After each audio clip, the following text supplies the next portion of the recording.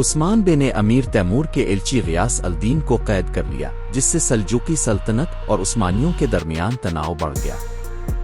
غیاث الدین دراصل عثمان بے کو ایک جال میں پھنسانا چاہتا تھا، لیکن عثمان بے کی ہوشیاری سے اس کی سازش ناکام ہو گئی۔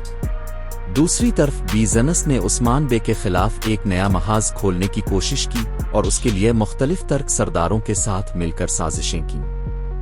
اس مقصد کے لیے انہوں نے تارگون خاتون کو استعمال کرنے کی کوشش کی، لیکن وہ بھی عثمان بے کی ذہانت کے سامنے بے بس ہو گئی۔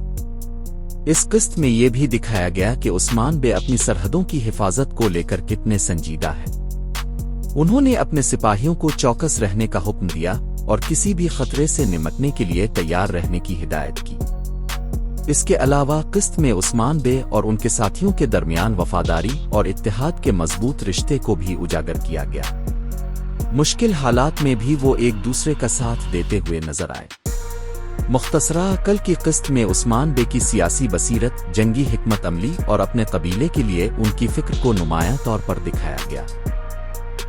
انہوں نے نہ صرف غیاث الدین کی سازش کو ناکام بنایا بلکہ بیزنس کے نئے منصوبوں کو بھی ناکام بنانے کے لیے قدم اٹھائے۔